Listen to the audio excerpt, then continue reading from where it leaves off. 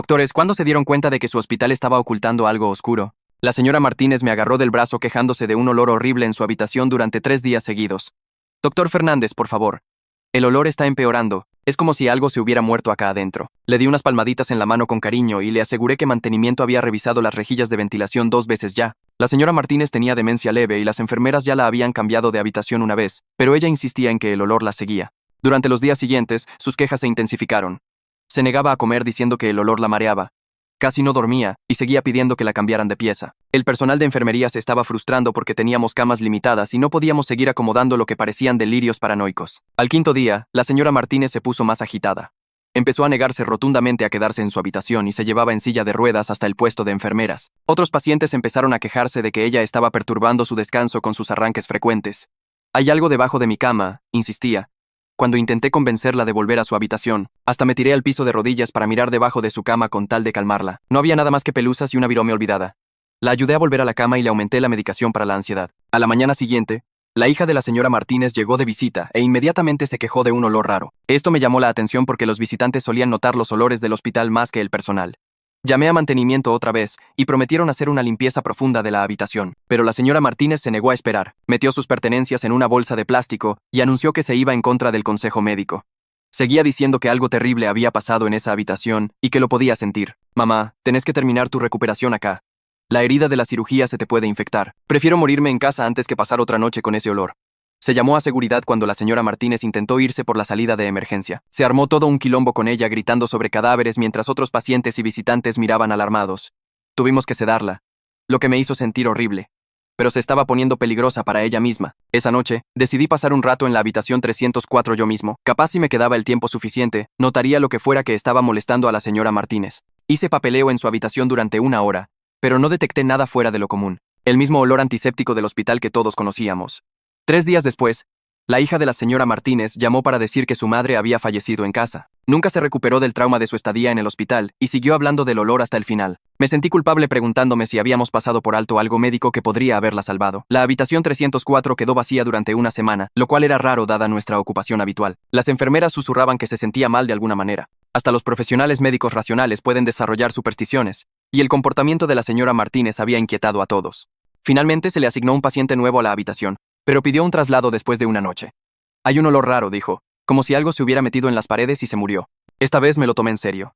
Llamé a mantenimiento e insistí en una investigación exhaustiva. Revisaron todo, desde el sistema de climatización hasta la plomería. Hasta trajeron un equipo especializado para buscar moho o animales muertos en las paredes. No apareció nada, pero las quejas sobre el olor continuaron. 2 semanas después de la muerte de la señora Martínez, se reventó una cañería de agua en la habitación de abajo de la 304. Mantenimiento tuvo que sacar varios azulejos del piso para acceder a la cañería dañada. Ahí fue cuando llamaron a la policía. Debajo de los azulejos, justo debajo de donde había estado la cama de la señora Martínez, encontraron una bolsa de plástico sellada. Adentro había una mano humana. La policía selló todo el pabellón como escena del crimen. Trajeron equipos forenses. La mano había sido colocada deliberadamente ahí y sellada para retrasar la descomposición, pero no lo suficiente como para evitar que el olor se filtrara. Los investigadores interrogaron a todo el personal sobre quién tenía acceso a esa habitación. Revisaron los registros de empleo de años atrás. La mano fue enviada para pruebas de ADN. Los administradores del hospital estaban en modo de control de daños total, preocupados por demandas y publicidad. No podía dejar de pensar en la señora Martínez. Ella había tenido razón todo el tiempo, y la habíamos descartado como delirante. La culpa era abrumadora, especialmente cuando su hija llamó, preguntando si la muerte de su madre estaba conectada con lo que habían encontrado. Los resultados del ADN volvieron, pero generaron más preguntas que respuestas. La mano pertenecía a una enfermera que había trabajado en nuestro piso hace 5 años. El problema era que ella estaba muy viva y todavía tenía ambas manos. Se había mudado a otra provincia y quedó en shock cuando la policía la contactó. Alguien había usado muestras de tejido para crear una falsa convincente. ¿Quién haría algo así?, preguntó la enfermera Maya durante nuestra reunión de personal. El detective que lideraba la investigación tenía una teoría, pero necesitaba más evidencia. Mencionó que la señora Martínez había sido enfermera ella misma hace 40 años en este mismo hospital. Había trabajado exactamente en este piso cuando era el pabellón psiquiátrico. La ubicación podría no haber sido para nada al azar. «Estamos investigando casos sin resolver de su época acá», dijo el detective. Alguien quería que ella específicamente encontrara esto. La pregunta es ¿por qué? Requested Reds está en Spotify ahora. Mira el enlace en la descripción o comentarios. El detective Barnett se inclinó hacia adelante y golpeó la carpeta sobre la mesa. Quien hizo esto sabía exactamente a qué habitación la iban a asignar. Sacó un gráfico mostrando las asignaciones de camas del último mes. Sabían la fecha de su cirugía, su cronograma de recuperación. Todo. Se me revolvió el estómago mientras miraba los papeles. La precisión de todo esto me da escalofríos. La puerta de repente se abrió de golpe y Sonia Rosales de Gestión de Riesgos entró apurada. Paren esta discusión inmediatamente. Miró alrededor de la sala con pánico en los ojos. Todo tiene que pasar por canales legales de ahora en más. Nos señaló a cada uno. El hospital podría enfrentar responsabilidad masiva si no manejamos esto apropiadamente. El detective Barnett simplemente la miró con frialdad y cerró su carpeta. Esto es una investigación criminal, no un problema de responsabilidad. La cara de Sonia se puso colorada, pero no dio el brazo a torcer. Voy a llamar al departamento legal ahora mismo. Salió furiosa y dio un portazo. Esa noche me fui directo a casa y rebusqué en mi escritorio el expediente de la señora Martínez. Desparramé cada informe de incidente que había escrito sobre mi mesa de la cocina. Cada nota que había escrito se sentía como una piña en el estómago. La paciente continúa quejándose de olor inexistente. Se aumentó medicación para la ansiedad según protocolo estándar. La paciente exhibe señales de delirio paranoico. Tendría que haberla escuchado. Tendría que habérmela tomado en serio. A la mañana siguiente, el detective Barnett llamó y me pidió que nos encontráramos en el hospital. Necesito que me muestres la distribución del pabellón. Empezamos en el puesto de enfermeras y avanzamos por el pasillo. Le mostré los corredores de mantenimiento escondidos detrás de puertas sin marcar. Cualquiera con llave puede acceder a estos. Sacó fotos de cada entrada y salida. Revisamos los cuartos de almacenamiento llenos de suministros y equipo viejo. ¿Cuánta gente tiene acceso a estas áreas? Conté con los dedos. Tal vez 30 miembros del personal más los equipos de mantenimiento. El detective anotó todo en su libreta. Edison Walker de Instalaciones nos encontró afuera de la habitación 304 con una pila de planos. ¿Querían saber sobre el sistema de pisos? Desenrolló los papeles sobre un carro cercano. Toda esta sección fue renovada hace 15 años después de daño por agua. Señaló el área específica debajo de donde había estado la cama de la señora Martínez. Los azulejos originales de los años 80 están debajo de los nuevos. El detective Barnett estudió los planos cuidadosamente. Necesito todos los registros de mantenimiento de los últimos 40 años. Edison asintió y dijo que sacaría todo del depósito. Más tarde esa tarde, el detective Barnett nos reunió en la sala de conferencias otra vez. Los resultados del ADN son más complicados de lo que pensábamos. Pasó un informe del laboratorio. La mano pertenece a una enfermera que trabajó acá hace 5 años. Todos empezaron a hablar a la vez, pero él levantó la mano. Ella está viva y todavía tiene ambas manos. La sala quedó en silencio. Alguien cosechó sus muestras de tejido o ADN de algo que ella tocaba regularmente. Miró alrededor a nuestras caras de shock. Esto no es solo venganza. Es planificación sofisticada. Esa noche finalmente junté coraje para llamar a la hija de la señora Martínez. Me temblaban las manos mientras marcaba su número. Atendió al tercer tono y apenas pude sacar las palabras. Perdón por no haberle creído a tu mamá. Hubo un largo silencio del otro lado. Tenía razón todo el tiempo y le fallamos. Su voz estaba bajita cuando finalmente habló. Solo quiero saber por qué alguien la eligió a ella. Acordamos mantenernos en contacto mientras continuaba la investigación. La administradora del hospital llamó a una reunión de emergencia al día siguiente. Necesitamos que este pabellón vuelva a operaciones normales inmediatamente. Se veía estresada y seguía revisando su celular. Nos estamos quedando sin camas y la publicidad está afectando las admisiones. Quería gritar que una mujer murió porque la ignoramos. La seguridad del paciente debería ser nuestra prioridad, no el conteo de camas. Me miró con bronca y continuó con su presentación sobre control de daños. Esa noche no pude dormir, así que volví a la habitación 304. La cinta de escena del crimen ya no estaba, pero la habitación todavía se sentía mal. Me senté en el borde del armazón de cama vacío y traté de entender lo que la señora Martínez experimentó. El sistema de ventilación zumbaba suavemente arriba mío. Noté rayones pequeños en los azulejos del piso que nunca había visto antes. La habitación se sentía pesada con el peso de lo que pasó acá. Algo terrible había ocurrido en este espacio y la señora Martínez lo había sentido. A la mañana siguiente la enfermera Maya me llevó aparte en el pasillo. Estuve escuchando cosas del personal más viejo. Miró alrededor para asegurarse de que nadie estuviera escuchando. Sobre los días del pabellón psiquiátrico, mencionó muertes por sujeción que nunca fueron investigadas apropiadamente. Pacientes que simplemente desaparecían de los registros. Su voz bajó a un susurro. Una enfermera dijo que solían mantener a los pacientes problema en la habitación 304 durante semanas seguidas. Las historias me helaron la sangre. Nadie quería trabajar en esa habitación en aquel entonces. Las historias me helaron la sangre. 2 días después, el detective Barnett apareció en el puesto de enfermeras preguntando por Edison Walker. Quería ver cómo se veía el edificio cuando era pabellón psiquiátrico. Edison llegó 20 minutos después cargando un llavero de llaves viejas y nos llevó al área de depósito del sótano, donde guardaban los planos arquitectónicos originales.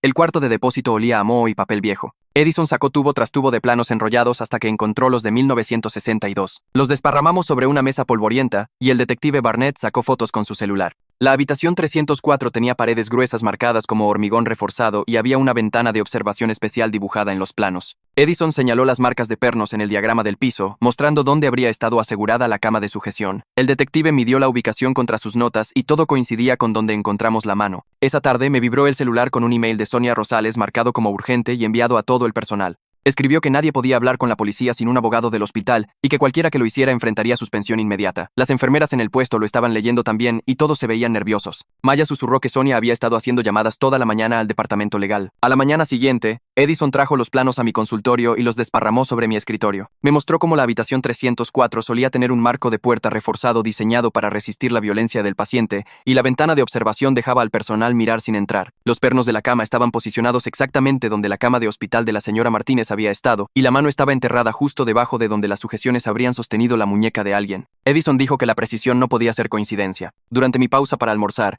agarré un cuaderno y empecé a mapear todo lo que pasó desde que la señora Martínez se quejó por primera vez hasta cuando encontramos la mano. Anoté fechas y horarios y quién estaba trabajando cada turno. La línea de tiempo mostraba que su queja empezó exactamente 3 días después de que fue admitida en la habitación 304. Alguien sabía que la iban a ubicar ahí, y plantó la mano justo antes de su llegada. El patrón era demasiado perfecto para ser al azar. Rastreé al paciente nuevo que se había quejado del olor antes de su alta. Estaba empacando sus pertenencias cuando toqué su puerta. Le pedí que describiera lo que olió y dijo que era dulce y podrido como carne dejada al sol. Eso era exactamente como la señora Martínez lo había descrito. Dijo que el olor se hacía más fuerte de noche y parecía venir de abajo de la cama. Su validación de su experiencia me apretó el pecho con culpa. El detective Barnett llamó a una reunión esa noche y reveló que la mano ni siquiera era tejido humano real. Era una prótesis sofisticada hecha de silicona de grado médico, pero alguien la había sembrado con ADN real para engañar las pruebas iniciales. Crear algo así requeriría conocimiento médico serio y acceso a equipo de laboratorio. Dijo que quien hizo esto tenía conexiones profundas con el hospital y planeó todo con meses de anticipación. Edison ofreció mostrarme los túneles de mantenimiento al día siguiente para que pudiera entender cómo alguien accedió al espacio debajo de la 304. Nos encontramos a las 7 de la mañana antes de que llegara el turno del día. Me llevó a través de una puerta marcada solo personal autorizado y bajando escaleras de metal al subsuelo. Los túneles eran angostos y llenos de cañerías y conductos eléctricos. Edison tuvo que agacharse para no golpearse la cabeza con el techo bajo. Seguimos el corredor principal hasta que llegamos a la sección debajo de las habitaciones de pacientes. Edison me mostró 3 puntos de acceso diferentes que alguien podría usar para llegar al espacio debajo de la 304 sin ser visto. Las cámaras de seguridad no cubrían ninguna de estas entradas. Alguien que conociera estas rutas podría moverse por el edificio completamente sin ser detectado. Esa tarde Sonia me llamó a su oficina y cerró la puerta detrás de nosotros. Se sentó detrás de su escritorio y empezó a enumerar todas las formas en que esta investigación podría destruir el hospital. Mencionó demandas que podrían llegar a millones de pesos y cómo la publicidad haría que la gente tuviera miedo de venir acá para tratamiento. Entonces mencionó 3 quejas previas que el hospital había arreglado en silencio a lo largo de los años. Dijo que involucrarse demasiado en esta investigación terminaría mi carrera acá. Le temblaban las manos mientras hablaba y podía ver lo desesperada que estaba por contener esta situación. El detective Barnett pasó por mi consultorio más tarde con más información sobre la ubicación. Había estado estudiando los registros viejos del pabellón psiquiátrico y encontró que la bolsa de plástico fue enterrada exactamente donde habrían estado los pernos de sujeción de las camas de aislamiento. Alguien conocía la distribución histórica precisa al milímetro. Dijo que esto se sentía como un mensaje sobre algo específico que pasó en ese lugar exacto hace 40 años. El asesino quería que hiciéramos esta conexión. Después de que se fue el detective, bajé caminando al laboratorio de patología buscando a Kira McLean. Estaba sola procesando muestras de tejido cuando toqué el marco de la puerta. Le pregunté si podía ayudarme a entender cómo alguien podría crear una mano falsa tan convincente con ADN incrustado. Dejó caer la muestra que estaba sosteniendo y se hizo añicos en el piso. Mientras limpiaba el vidrio, dijo que miraría qué materiales y técnicas alguien necesitaría, pero tenía que ser cuidadosa al respecto. Algo en la forma en que evitó el contacto visual me hizo pensar que sabía más de lo que decía. 2 días después, la hija de la señora Martínez me llamó al trabajo. Justo cuando estaba terminando mis recorridas de la mañana. Sonaba cansada y dijo que había estado revisando las cosas viejas de su madre de sus días de enfermera. Me contó que su mamá había trabajado en el pabellón psiquiátrico acá en los 80 y guardaba diarios al respecto. Su voz se puso bajita cuando describió entradas sobre pacientes siendo atados durante días seguidos. Dijo que su madre escribió sobre los gritos que resonaban por los pasillos de noche. Lo peor era cómo su mamá nunca habló sobre lo que vio pasar. Había escrito sobre sentirse como una cobarde por quedarse callada cuando los doctores daban demasiada medicación. La hija de la señora Martínez dijo que su mamá cargó esa culpa durante 40 años hasta que murió. Después de colgar, caminé directo a registros médicos y llené una solicitud formal para todos los registros de incidentes de la habitación 304. La empleada detrás del escritorio se veía confundida cuando pedí registros que se remontaban a cuando era una sala de aislamiento. Dijo que esos estarían en depósito profundo y podrían tomar semanas sacar, pero empezaría el proceso. Firmé cada formulario que me dio e hice copias para mí, solo para estar seguro. Esa tarde, Edison me encontró en la cafetería y se sentó con su bandeja de almuerzo viéndose preocupado. Había estado pensando sobre la historia del edificio y recordó algo de hace 20 años. Hubo una inundación enorme en ese ala cuando cañerías viejas se reventaron durante el invierno. Todo el piso tuvo que ser destripado y reconstruido durante varios meses. Dijo que las cuadrillas tuvieron acceso a todo durante la reconstrucción, incluyendo espacios que usualmente estaban sellados. Alguien podría haber escondido cosas o movido evidencia durante todo ese caos. Sacó su celular y me mostró fotos del boletín del hospital sobre el daño de la inundación. A la mañana siguiente, el detective Barnett llamó para actualizarme sobre el progreso de su investigación. Había estado entrevistando personal de largo plazo y encontró una enfermera que había trabajado acá 35 años. Le contó sobre un paciente que murió a principios de los 80 bajo circunstancias raras.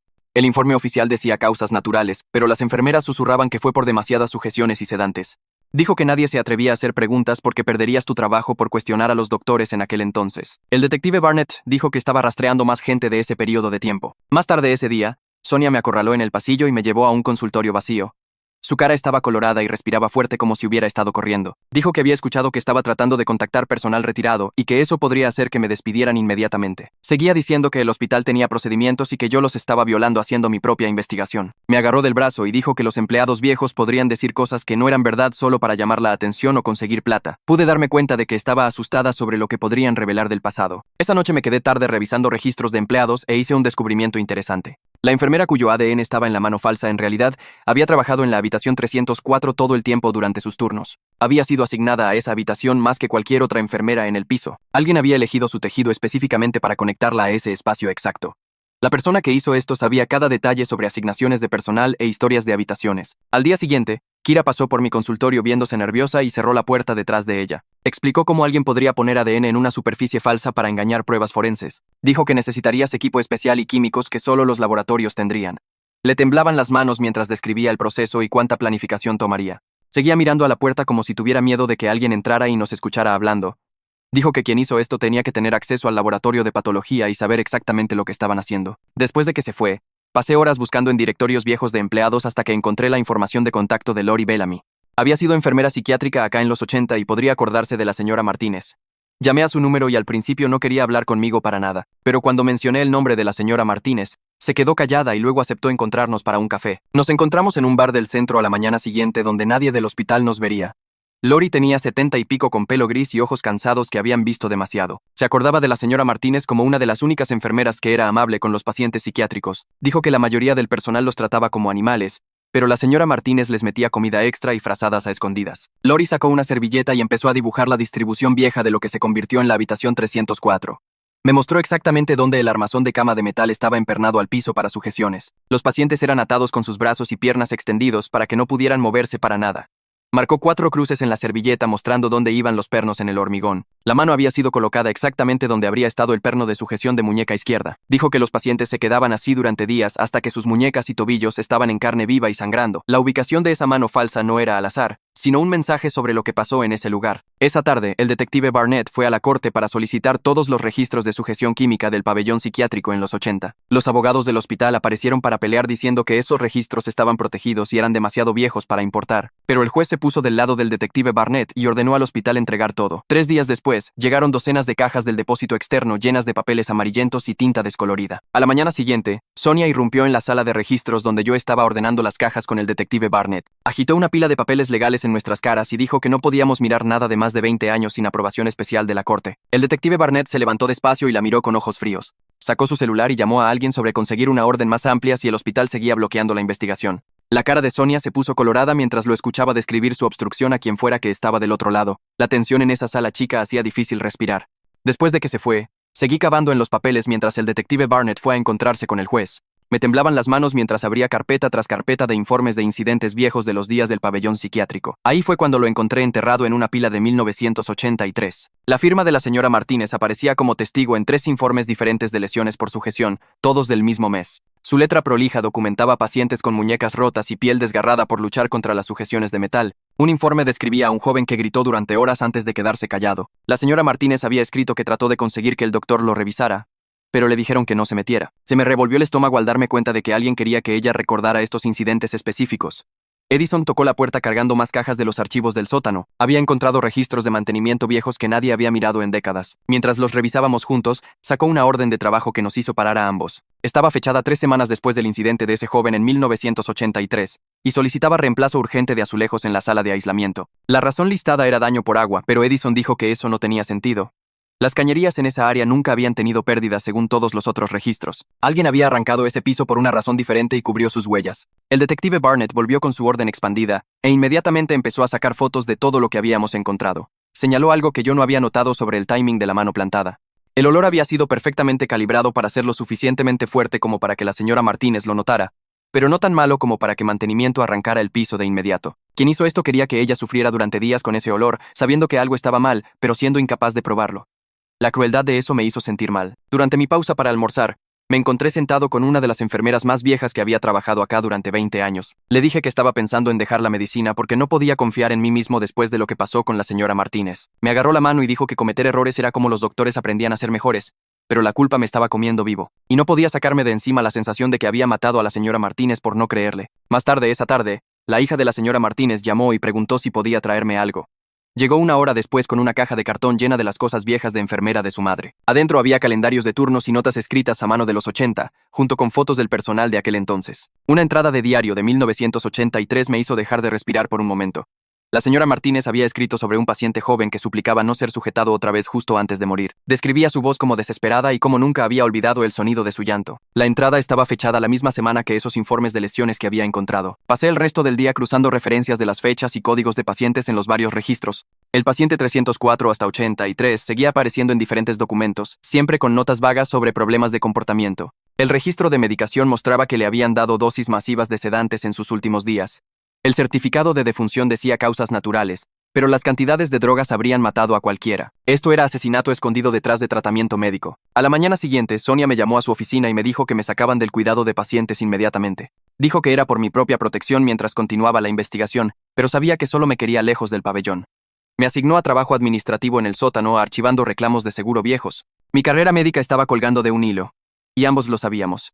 El detective Barnett me encontró en el sótano esa tarde y cerró la puerta detrás de él. Me dijo que consiguiera un abogado inmediatamente y me protegiera legalmente. Dijo que alguien del personal actual definitivamente estaba involucrado basándose en los patrones de evidencia. Prometió seguir compartiendo actualizaciones conmigo, pero advirtió que no podía confiar en nadie en el hospital más.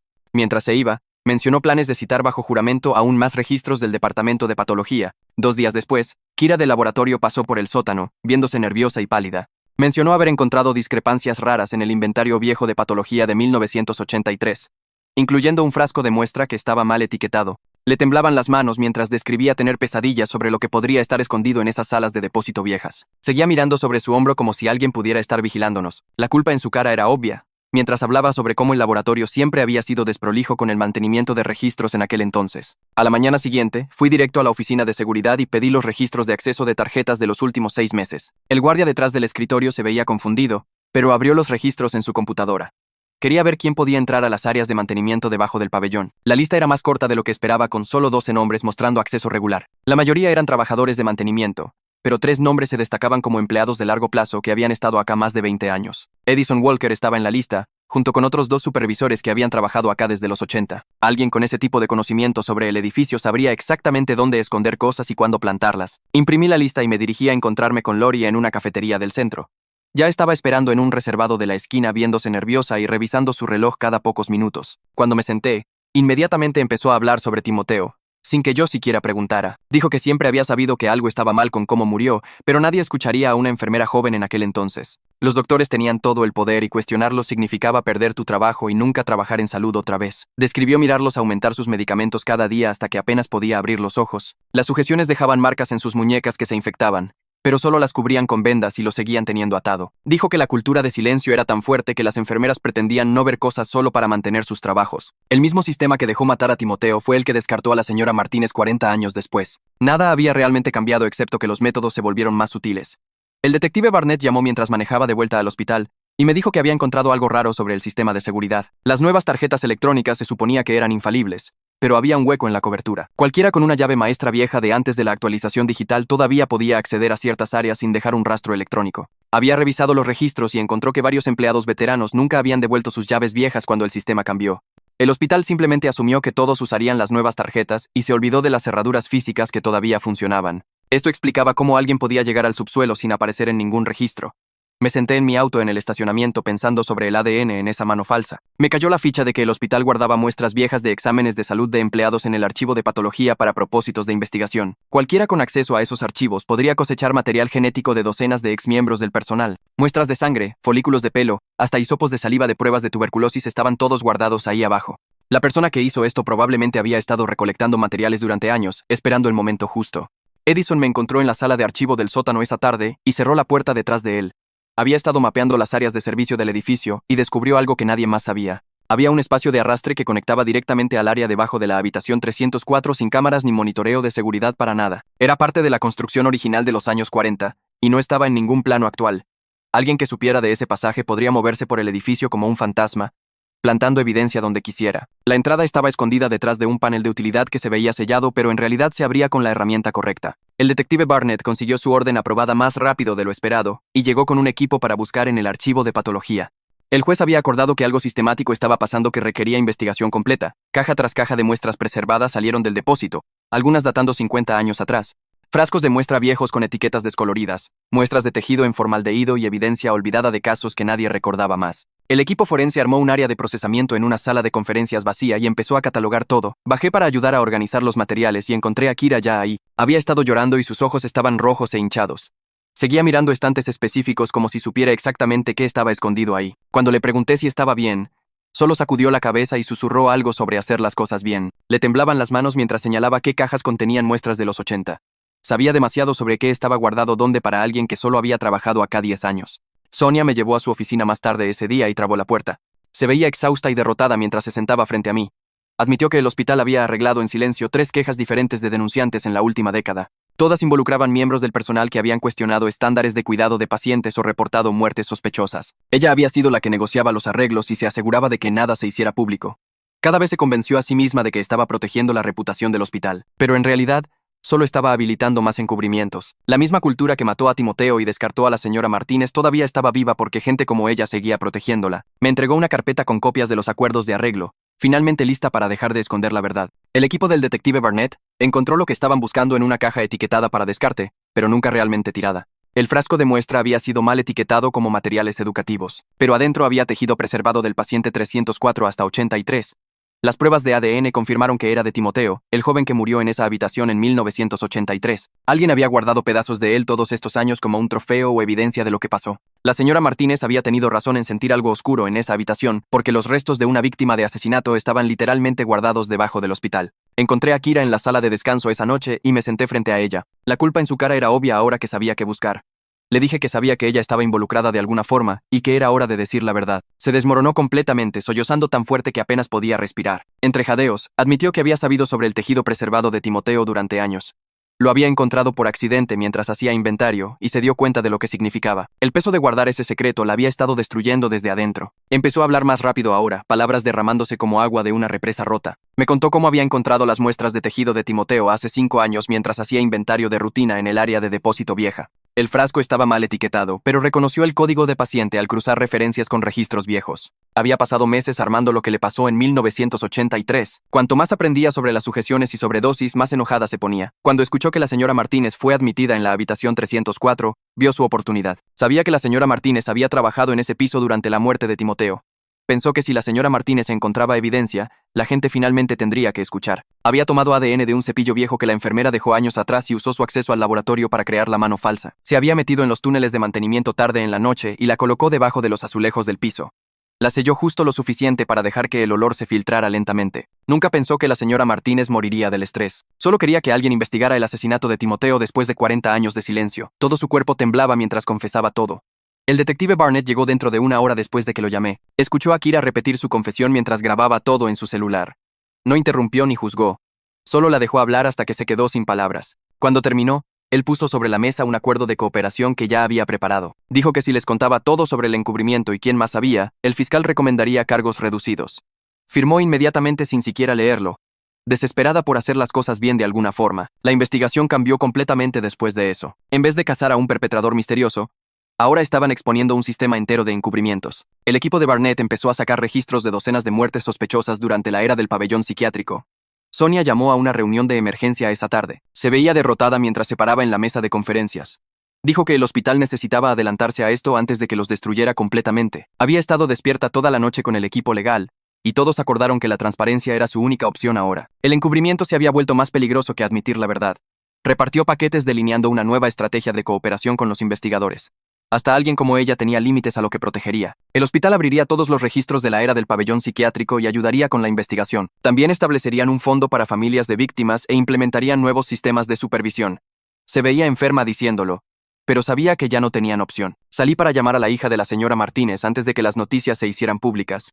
Me temblaban las manos mientras marcaba su número. Cuando atendió, le conté que habíamos descubierto qué realmente pasó en esa habitación. Le expliqué sobre el asesinato de Timoteo en 1983 y cómo alguien había plantado evidencia para exponerlo. Le dije que su madre había tenido razón todo el tiempo sobre sentir algo malvado ahí. Empezó a llorar fuerte en el teléfono. Dijo que su mamá murió sabiendo que algo terrible había pasado, pero nadie le creyó. Nos quedamos en el teléfono durante 20 minutos, compartiendo nuestro dolor por haberle fallado a la señora Martínez. Me agradeció por finalmente escuchar, aunque ya era demasiado tarde. A la mañana siguiente, el hospital hizo una conferencia de prensa en el auditorio principal. La administradora se paró en el podio leyendo de notas preparadas mientras reporteros llenaban la sala. Reconoció fallas sistemáticas durante la era del pabellón psiquiátrico que llevaron a muertes de pacientes. Anunció una revisión completa de todos los casos sin resolver de ese periodo de tiempo. Su voz se quebró mientras pedía disculpas a las familias afectadas por décadas de silencio institucional. Se veía genuinamente enferma, teniendo que admitir estas fallas públicamente. Los reporteros gritaban preguntas, pero se atuvo a su guión. El hospital cooperaría completamente con las fuerzas del orden y proveería recursos para una investigación exhaustiva. También estaban estableciendo nuevos comités de supervisión para prevenir futuras tragedias. El detective Barnett tomó el podio siguiente para anunciar la investigación formal de asesinato en la muerte de Timoteo de 1983. Explicó que aunque la mayoría de la gente involucrada ahora estaba fallecida o anciana, la justicia todavía importaba. Su equipo perseguiría cada pista y responsabilizaría a cualquiera que todavía estuviera vivo por sus roles. La verdad necesitaba salir incluso después de 40 años. La multitud explotó con más preguntas, pero mantuvo sus respuestas breves y profesionales. 2 días después, Kira fue formalmente acusada de manipulación de evidencia e interferir con restos humanos. El juez la liberó bajo fianza después de que aceptó testificar sobre todo lo que sabía. Se paró en la sala del tribunal aceptando responsabilidad mientras también exponía la conspiración más amplia. Su abogado explicó cómo había actuado por desesperación para revelar un asesinato que todos los demás habían ignorado. Alguna gente en la galería en realidad asintió con entendimiento. Su coraje al confesar le ganó algo de respeto, a pesar de sus crímenes.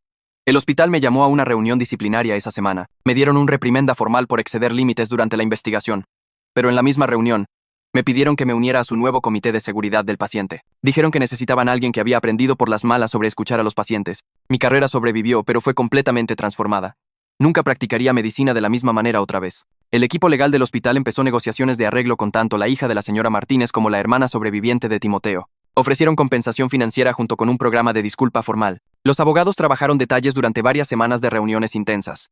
La institución finalmente reconoció sus fallas mortales después de décadas de negación. La plata no podía traer de vuelta a los muertos, pero el reconocimiento les importaba a las familias. Nuestro nuevo comité de seguridad se reunía cada semana para implementar cambios radicales. Creamos políticas requiriendo investigación inmediata de cualquier queja de paciente, sin importar el estado mental. Instalamos nuevas cerraduras y sistemas de monitoreo para todos los puntos de acceso al subsuelo. Mandamos que cualquier reporte de olor inusual fuera escalado a gestión de instalaciones dentro de 2 horas. Cada cambio que hicimos se remontaba al sufrimiento y muerte de la señora Martínez. 3 semanas después, Lori se sentó en la oficina del fiscal firmando página tras página de su declaración jurada sobre el pabellón psiquiátrico. Sus manos temblaban ligeramente mientras describía las sujeciones de cuero que usaban para atar pacientes durante días seguidos. Detalló cómo los supervisores ordenaban sedantes extra cuando los pacientes gritaban muy fuerte y perturbaban los otros pabellones. El fiscal grababa todo mientras tomaba notas sobre incidentes específicos que ella recordaba de 1983. Lori seguía secándose lágrimas de los ojos mientras hablaba sobre pacientes que murieron durante sus turnos y cómo los certificados de defunción siempre listaban causas naturales. Nombró al supervisor que ordenó la dosis final de sedantes de Timoteo y describió encontrar su cuerpo todavía atado a la cama a la mañana siguiente. El fiscal le mostró registros de medicación viejos y ella confirmó que la letra pertenecía a varios miembros del personal de esa era. Después de 4 horas de testimonio, finalmente terminó y el fiscal le agradeció por su coraje al presentarse. Lori se levantó, viéndose de alguna forma más liviana que cuando había llegado y les dijo que debería haber hablado hace 40 años. El mes siguiente, los contratistas terminaron de renovar la habitación 304 y removieron todos los rastros de su historia oscura. Entré a la habitación médica brillante cargando 2 ramos pequeños de flores que había comprado de la tienda de regalos abajo. Las paredes estaban recién pintadas de blanco y equipo nuevo llenaba los mostradores donde solían estar los anclajes de sujeción viejos. Coloqué un ramo en el alféizar de la ventana para la señora Martínez y susurré una disculpa por no creerle cuando más me necesitaba. El segundo ramo fue en la mesita de luz para Timoteo, reconociendo al joven que murió en este lugar exacto hace 40 años. La habitación se sentía diferente ahora, más limpia de alguna forma, como abrir ventanas después de un invierno largo. Me quedé ahí durante 20 minutos solo parado en silencio y pensando en todo el sufrimiento que estas paredes habían presenciado. 2 días después, el fiscal principal llamó para actualizarme sobre su investigación de la muerte de Timoteo. Habían rastreado al supervisor que Lori había nombrado. Un hombre de 90 años ahora viviendo en una residencia de cuidado de memoria con demencia avanzada. Su familia había quedado en shock al enterarse de las alegaciones, pero después de revisar la evidencia, aceptaron un alegato simbólico de su parte. El fiscal explicó que aunque el procesamiento criminal no era posible dado su estado mental, El reconocimiento formal de sus crímenes importaba para el registro histórico. El abogado de la familia leyó una declaración aceptando responsabilidad por las acciones del supervisor y expresando arrepentimiento por la muerte de Timoteo. El juez ingresó el alegato en el registro oficial, asegurando que el asesinato de Timoteo finalmente sería reconocido por el sistema legal, aunque la justicia llegara demasiado tarde para responsabilidad real. Esa misma semana, la Junta del Hospital anunció la creación del Fondo de Defensa del Paciente Martínez durante una conferencia de prensa repleta. El fondo proveería recursos para familias desafiando decisiones médicas e investigando muertes sospechosas en instalaciones de salud. Asignaron 2 millones de pesos en financiamiento inicial y prometieron igualar todas las donaciones públicas durante el primer año. La administradora leyó una declaración preparada reconociendo que el caso de la señora Martínez expuso fallas serias en cómo respondían a preocupaciones de pacientes. Su nombre ahora estaría permanentemente vinculado a proteger pacientes vulnerables y asegurar que sus voces fueran escuchadas. Varios reporteros hicieron preguntas sobre otros casos potenciales y la administradora prometió transparencia completa en adelante. Mientras tanto, Kira apareció en corte para aceptar formalmente su acuerdo con la oficina del fiscal. Se paró ante el juez y entregó su licencia médica, aceptando 5 años de libertad condicional por manipulación de evidencia e interferir con una investigación. El juez aprobó su acuerdo de trabajar con el nuevo Fondo de Seguridad del Paciente, desarrollando protocolos para prevenir futuras tragedias. La voz de Kira se quebró mientras pedía disculpas a la familia de la señora Martínez y prometía pasar el resto de su carrera haciendo enmiendas por sus acciones. El fiscal notó que su cooperación temprana y remordimiento genuino habían influenciado su decisión de evitar tiempo en cárcel. Después de la audiencia, Kira inmediatamente empezó a trabajar con el fondo para crear nuevos materiales de capacitación sobre reconocer y reportar muertes sospechosas. 6 meses después de que todo salió a la luz, me encontré con la hija de la señora Martínez en la nueva placa memorial que el hospital instaló en su jardín. La placa de bronce listaba tanto los nombres de la señora Martínez como de Timoteo, junto con una dedicación a todos los pacientes cuyas voces no fueron escuchadas. La hija de la señora Martínez tocó la placa suavemente mientras le explicaba todos los cambios que el sufrimiento de su madre había inspirado a través del sistema hospitalario. Le conté sobre los nuevos protocolos, el fondo de defensa y la capacitación obligatoria para todo el personal sobre tomar en serio las quejas de pacientes. Escuchó en silencio. Luego se volteó hacia mí con lágrimas en los ojos y dijo que su madre querría sanación más que venganza. Nos quedamos juntos en el jardín durante mucho tiempo, ambos procesando nuestro dolor y encontrando algo de pequeño consuelo en saber que la verdad finalmente había salido. Durante el año siguiente, toda nuestra cultura del pabellón se transformó mientras nuevas políticas tomaban efecto a través del hospital. Las reuniones de personal ahora empezaban con revisar cada queja de paciente de la semana anterior, sin importar cuán menor parecieran. Implementamos un sistema de respuesta rápida donde cualquier reporte de olor inusual disparaba investigación inmediata dentro de 2 horas. Las enfermeras recibieron capacitación en documentar preocupaciones de pacientes sin juicio y escalarlas por canales apropiados. La vieja actitud de descartar pacientes difíciles como problemáticos lentamente dio paso a ver su angustia como información valiosa. La confianza entre personal y pacientes empezó a reconstruirse a través de cientos de pequeñas acciones probando que realmente habíamos cambiado. Incluso ahora, 3 años después, todavía me despierto algunas noches pensando en la señora Martínez agarrándome del brazo y rogándome que le creyera. La culpa nunca me dejará completamente, pero aprendí a canalizarla en acción con propósito. Cada semana doy recorridas a residentes médicos y comparto la historia de la señora Martínez como advertencia sobre los peligros de descartar pacientes. Les digo que nuestros títulos médicos no nos hacen infalibles y que a veces el paciente con demencia ve más claramente que el doctor con décadas de experiencia. Su fantasma camina conmigo por los pasillos del hospital, un recordatorio constante de que escuchar salva vidas mientras que descartar puede matar. Y eso es todo por el video de hoy. Me encanta compartir estos momentos con todos ustedes. Dale like, suscríbete y sigamos con la buena onda.